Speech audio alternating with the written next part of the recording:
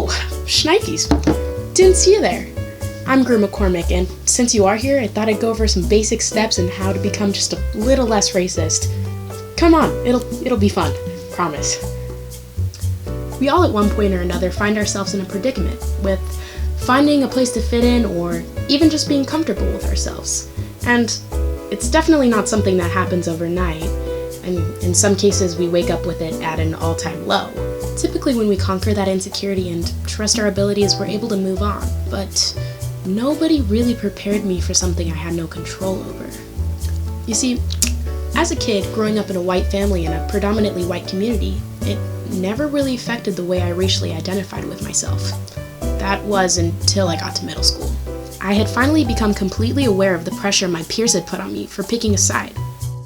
Up until that point, being black or white wasn't really a thing in my vocabulary, if you catch my drift.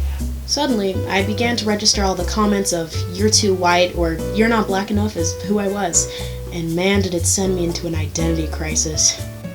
Now, maybe it's my fault for not stopping them and saying, actually my 23andMe says I'm 53.9% European and 44.4% Sub-Saharan African, but at the same time, who are they to tell me what I am and what I'm not? This realization didn't come as fast as I wish it had, and so for a good portion of time, I really wasn't sure who I was and what I was supposed to identify as. Now, with all due respect, this video is for a school project, so I don't really have the time to pour my heart out, so let's cut to the basic point. In all honesty, it's not all that hard. Think about it like this. As soon as someone says something upsetting about your outfit that you had to throw on because you had no other choice, it's gonna get into your head and make you feel uncomfortable because it was the only option you had. Now, I want you to link that towards when you say something unsavory about someone's skin color and how that comment made that person feel. And if that analogy isn't quite resonating with you yet, maybe write it down and read it again until it embeds itself. Also, becoming more culturally woke can help you in your steps towards crushing this whole racism thing.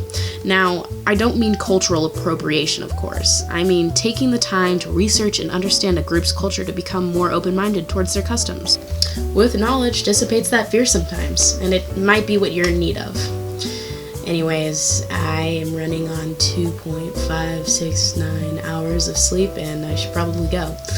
I hope this helps you in one way or another, and for now, I'm gonna stop talking.